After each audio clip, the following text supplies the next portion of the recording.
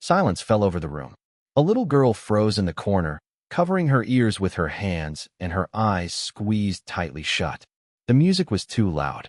She was 8 years old, and she was terrified. Her mother, CEO Maya Solari, tried to reach out, but the girl pulled away. The guests whispered. No one knew what to do. Then a janitor stepped forward. Noah Carter was mopping the floors, invisible to everyone, but he saw what others did not. He knelt down, extended his hand, moving it slowly and rhythmically. She looked at him, and then placed her tiny hand in his. The entire room froze. Noah Carter should not have been in this room. He was 37 years old, a single father, a night janitor at Solera Corporation. His uniform was gray, his presence invisible. It was always like that, but today was different. The company was holding a charity gala, cameras everywhere, investors in smart suits, crystal chandeliers reflected in the marble floors. Noah pushed his cleaning cart aside, silent, out of the way. Then he saw her, a little girl of about 8, standing alone against the wall. She wore a white dress, her hands covering her ears, her eyes darting around the room, as if trapped. Noah recognized that look. His son, Max, did the same when sounds became too loud, when the world became unbearable. The girl's mother ran to him. Maya Salaris, CEO of the entire corporation, powerful, elegant, controlling everything but this. Maya knelt down and tried to hug her daughter, but the girl twisted away and began to rock. People watched. Someone chuckled softly, cruel, unable even to control her own child. Maya's face turned pale. She whispered something to her daughter. The girl shook her head furiously. Noah watched from across the room, his chest tightening. He knew exactly what was happening. Sensory overload. Too much noise, too much light, too many people. The girl wasn't throwing a tantrum. She was drowning, and no one here understood. Maya stood up, smiling apologetically at the guests. Her hands trembled slightly. Noah saw the shame in her eyes, the helplessness. He had felt this same shame 1,000 times, standing in grocery stores while Max threw tantrums, sitting in school classrooms while teachers recommended medications, watching other parents lead their children away. The girl fell to the floor and began banging her head against the wall. Not hard, just rhythmically. A murmur of sighs rippled through the crowd, trying to calm herself. The man in the expensive suit turned to his companion, loud enough for everyone to hear. If she can't handle her own family, how can we trust her with our investments? Maya froze, clenching her jaw. The girl's tension was mounting. She screamed, not with words, but with sound, desperately and harshly. The guards moved forward. They didn't know what to do, but they knew something had to happen. Noah put down the mop. His hands were still wet. His knees ached from hours of kneeling on the hard floor, but he moved anyway, because he recognized something in this little girl that no one else in this glittering room could see. She wasn't broken. She wasn't misbehaving.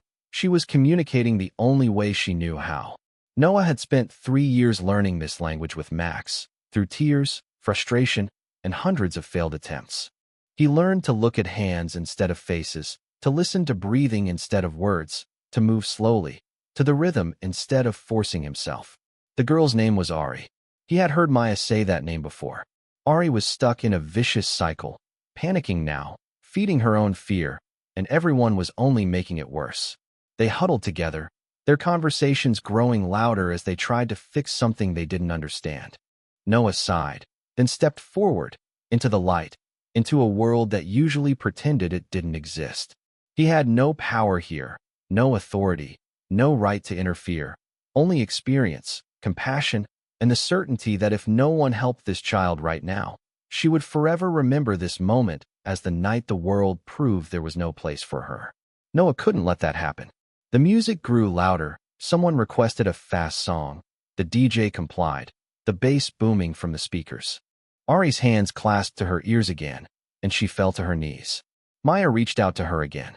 "Sweetheart, please." But Ari didn't hear her, couldn't process anything but the overwhelming rush of sensation. The lights started flashing, and part of the show synchronized with the rhythm. Ari screamed louder, and the crowd retreated, forming a circle around her as if she were infected. The woman in diamonds whispered to her husband. "Why did she bring her here?" asked another voice, clearly unprepared for publicity. Maya's face burned. She had tried so hard to keep Ari's diagnosis a secret to protect her daughter from judgment. But now everyone knew, everyone saw, and everyone accused her of being a bad mother for not fixing her child. The investor who had spoken earlier came closer. Richard Morrison, gray hair, cold eyes. He looked at Maya with open disdain. Sister Solarist, if you can't manage your personal life, perhaps the board of directors should reconsider your position. Maya rose slowly. Her hand shook. She wanted to scream at him, to tell him he had no idea what her life was like, no idea how hard she fought every day, but she couldn't. Not here, not in front of the cameras. So she just stood there, silent, humiliated, exhausted. She collapsed, curled up on the floor, sobbing. The guards approached. One guard reached for her. No. Maya stepped between them. Don't touch her. But she didn't know what else to do. Ari. He didn't allow Maya to touch her, especially not in this state. Noah, 10 feet away, watched and calculated. He saw patterns, the same ones Max had shown. Ari swayed back and forth in a steady rhythm, her attempt at self-regulation. Her feet tapped rapidly, desperately. She needed movement, needed to release the energy that was overwhelming her. Her gaze darted to the corner, to the darkest spot in the room. She sought salvation. Noah understood. He turned off the scrubber. The sudden cessation of the mechanical hum created silence. Then he slowly approached, not directly toward Ari. That would have been threatening. Instead, he moved to the side, into her peripheral vision, where she could see him without feeling cornered. He sat cross-legged on the floor, below her level. People stared at him without alarm. A janitor sitting on a spotless marble floor in the middle of a gala. Noah ignored them. His entire attention was focused on Ari. He began to rock gently, precisely matching her rhythm. Left, right, left, right. Ari's crying paused for a second. She noticed that Noah continued, not looking directly at her. He didn't say a word, simply mimicking her movements.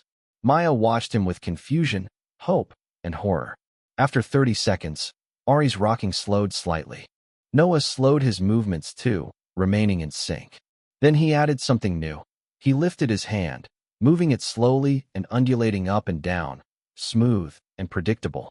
It was a grounding technique, something visual to anchor her attention, something rhythmic to replace the chaos. Ari watched his hand, her breathing evening out a bit. Noah continued the movement, his hand moving like a metronome, steady, reliable, safe. Then he whispered, barely audible, "You're okay. It's loud, but you're okay." He wasn't trying to force a response, just offering words, gentle and calm. Ari relaxed slightly, her gaze fixed on his moving hand. Noah very slowly extended his other hand, palm up, an invitation, not a demand. He moved slowly and predictably, every gesture saying, "It's okay." He whispered again, "Follow me." Ari looked at his hand, at the calluses, the scars, the hands that worked for a living. Then, incredibly, she extended her hand. Her tiny fingers barely brushed his palm, like a bird landing on a branch. A deathly silence fell over the room. Maya's hand rose to her lips, tears streaming down her cheeks. Ari hadn't allowed anyone to touch her during her breakdown. Not doctors, not therapists, not even Maya. But this janitor, this stranger. She trusted him. Noah gently squeezed her hand, as if holding a glass. "There you are," he said quietly. "You're safe. I'm with you." He rose slowly, helping Ari to her feet. She followed him, still crying, still devastated, but no longer alone. Noah glanced around the room and noticed the exit leading to the service corridor. The light was dimmer, quieter, fewer people there. He glanced at Maya, silently asking, "Is everything okay?" Maya nodded, unable to speak, simply nodded. Noah led Ari toward the exit. She walked beside him, her hand still in his. The crowd parted, stunned and silent. Richard Morrison stood frozen in place, his mouth slightly open. Criticism died on his lips. Because the janitor had just done what none of them had been able to do, what their money, status, and education couldn't achieve. He saw the child not as a problem, not as a shame, but as a child in need, and he knew exactly what to do. Maya followed them, her heart pounding, her thoughts racing. Who is this man? That's respect, if you want to know the full story. The service corridor was dark and quiet, the thick door muffling the noise of the ballroom. Ari's breathing slowed. her grip on Noah's hand loosening slightly. Maya stood behind them, watching, afraid to move, afraid to break the fragile bond they had formed. Noah knelt again, looking at Ari. The music was too loud, wasn't it? He said quietly. Ari didn't answer, didn't look at him, but nodded almost imperceptibly. It's fine, Noah continued. Sometimes the world is too loud, too bright, too much, he said, his voice quiet and calm, like a heartbeat. My son is like you, he said. His name is Max. When it gets too loud, he needs silence. When it gets too bright, he needs darkness. Ari's gaze darted to him for a second. Max taught me something. Noah said he taught me that everyone has their own rhythm, their own way of being in the world. He raised his hand and began moving it again, repeating the same slow, undulating rhythm. Some people like fast rhythms, loud music, lots of people. His hand moved faster, then slowed again. But some need slower rhythms, softer sounds, less space. Ari watched his hand, her finger beginning to move, mimicking his movements. Noah smiled. There you have it. You have your own rhythm, and it's perfect. Maya pressed her hand to her chest. She'd spent years trying to help Ari fit into the rhythm of the world, never realizing that Ari's rhythm was beautiful just the way it was. Noah stood slowly. Can I show you something? Ari looked unsure, but she didn't pull away. Noah began moving his feet, simple steps. Left, right, nothing special, just a basic rhythm. Then he moved his arms up, down, and when he synchronized his steps, it wasn't a dance, not really. It was more of a predictable sequence, repeating. This is how Max and I move together, Noah explained. We don't dance like other people, we create our own dance. He held out his hand again, palm up. Want to try, Ari? She looked at his hand for a long moment, then slowly, carefully, placed hers in his. Noah's smile widened. Okay, just follow my feet. Left, right. He moved slowly and deliberately, each step predictable. Ari watched his feet, then tried to match her movements. They were stiff, unsure, but she tried. Perfect, Noah said. Now arms up, down. He raised them, their joined hands lowered, raised again. Ari watched her face, focused. They moved together in the dimly lit hallway, without music, only rhythm, only pattern, only connection. Maya's tears streamed. Now she had hired specialists, therapists, behavioral analysts, spent hundreds of thousands of dollars trying to help her daughter, and this janitor, this man who made minimum wage to clean floors. He understood in 5 minutes what all those experts hadn't. Ari didn't need to be fixed. She needed to be where she was. Within minutes, Ari's movements became smoother and more confident. She even smiled. A momentary expression appeared on her face. Noah saw it, and his heart filled with joy. You're a natural dancer, he said. Max would love to dance with you. Ari looked at him. Max, it was the first word she said quietly, hesitantly, but my son Noah said he was 9 years old. He loves to build patterns with blocks, draw maps, and dance this very dance we're doing now. Are we processing it like I am? Yes, Noah said softly. Like you. Something changed in Ari's expression, a spark of understanding, hope. She wasn't alone. There was another child who understood how to move through the world just like Maya. Maya stepped forward slowly and carefully. Ari, darling. Ari turned, saw her mother's tear-stained face, and for the first time that night, she didn't pull away as Maya approached. Instead, Ari let go of Noah's hand and wrapped her arms around her mother's waist. Maya fell to her knees, hugged her daughter tightly, and burst into tears. I'm sorry, she whispered. I'm so sorry. I should never have brought you there. I wasn't thinking too loudly. Ari, clinging to her mother's shoulder, said, I know, baby, I know. Maya looked at Noah through tears. How did you know what to do? Noah's expression softened. Because I've been in your shoes, standing in a crowd, watching my son suffer, not knowing how to help. He paused, remembering that Max had been diagnosed with sensory processing disorder when he was 4. His mother left a year later, saying she couldn't cope. Maya's heart ached for him, so it was just Max and me. Noah continued, and I had no idea what I was doing. I tried everything, forcing him to interact with people, punishing him for tantrums, thinking I could discipline him. Noah's voice wavered slightly. I was so wrong. I hurt him. I only made it worse. He looked at Ari. And then one day, I stopped trying to change him. I started watching him, really watching, learning his cues, his behavior patterns, his language. And I realized he'd been trying to communicate with me all this time. I just wasn't listening. Maya wiped her eyes. How long did it take to learn? Years. Noah admitted. I'm still learning every day, but the moment I stopped seeing his quirks as problems and started seeing them as. His demeanor simply changed, and he smiled. Max was happy.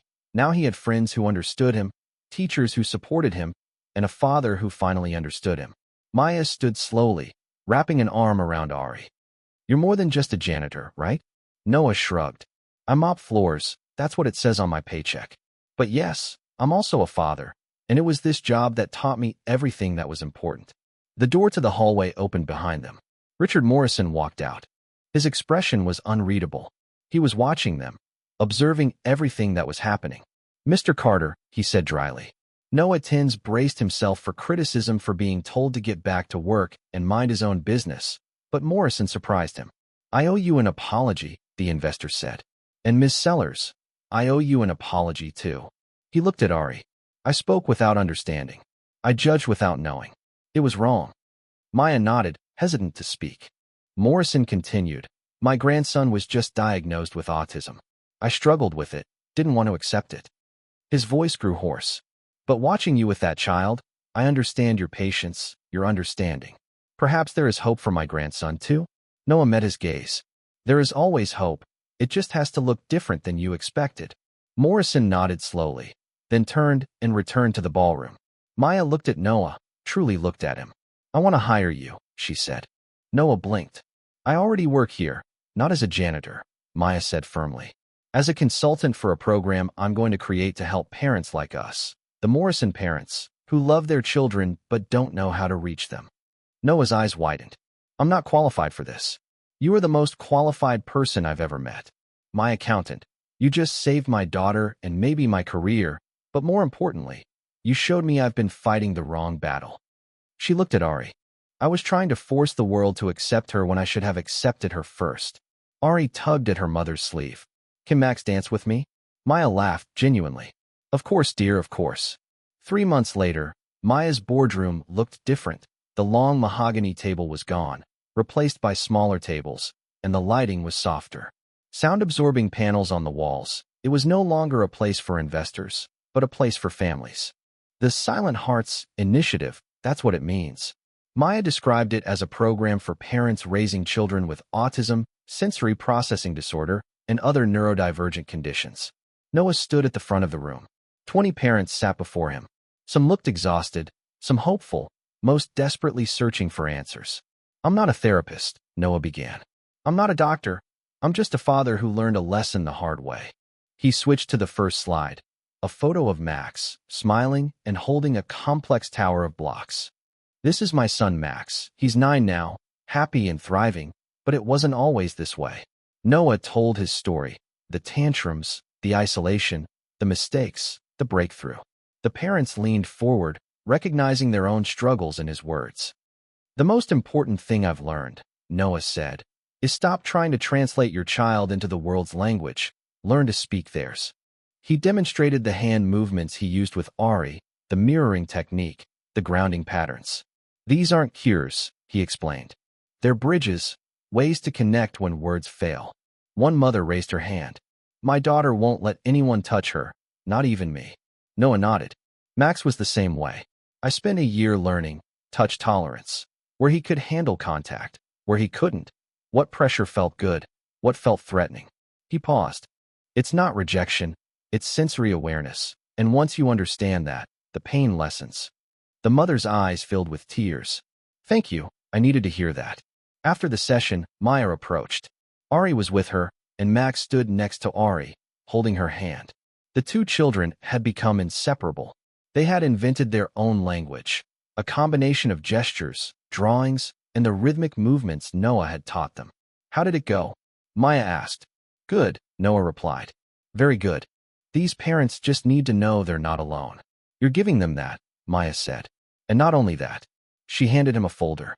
Our first partnership proposal. Seattle Children's Hospital wants to implement the Quiet Hearts program in their neurodevelopmental clinic.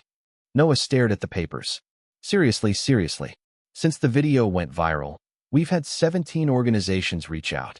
The video someone recorded at the gala of Noah helping Ari was posted online. It has 30 million views. Now the comments are full of similar stories. Parents thanking him, teachers sharing their methods. Therapy students are incorporating his methods into their practices. This is bigger than I ever imagined, Noah admitted. Maya smiled. You started a movement just by being a good father. Ari tugged at Noah's sleeve. Dance. Noah grinned. Max joined in. The three of them moved together in the same simple pattern. Left, right, up, down. Maya pulled out her phone and captured the moment.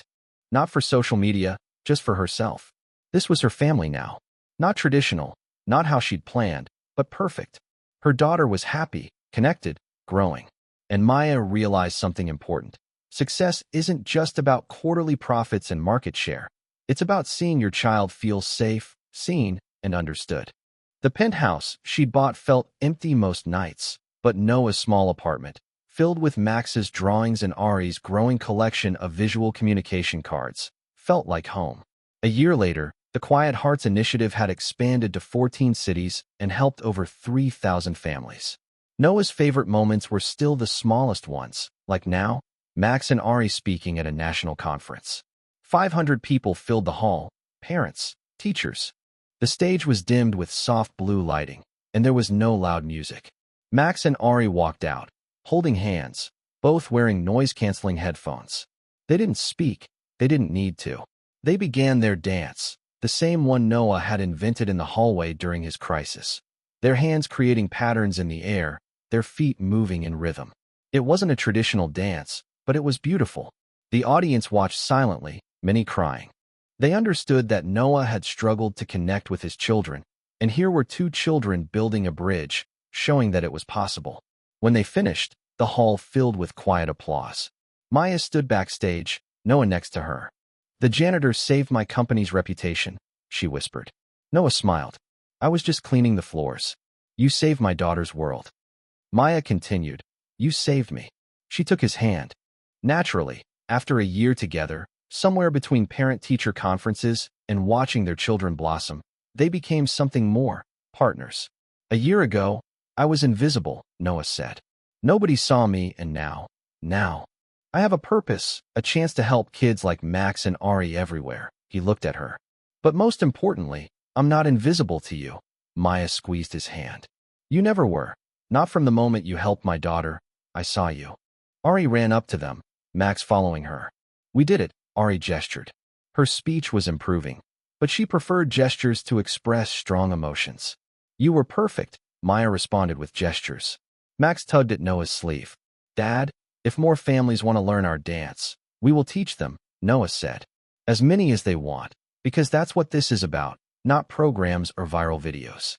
This is about kids who perceive the world differently, and about people willing to enter their world, instead of forcing them into ours.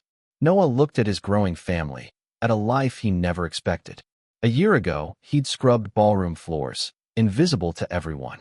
Now he stood on stages, teaching masterclasses, changing lives. But the real change wasn't in his career, it was in the way Ari laughed with Max, watching mine. Maya sighed, watching families find hope. It was the realization that one moment of compassion creates ripples that never stop spreading. Ari took Noah's hand. Dance again. Noah smiled. Always. The four of them moved together, in their own rhythm, in their own language, in their own family. Sometimes the smallest gesture makes the biggest difference. Sometimes connection is the only medicine we need, and sometimes the one everyone ignores sees more clearly than anyone else. Children don't need someone to teach them how to fit in.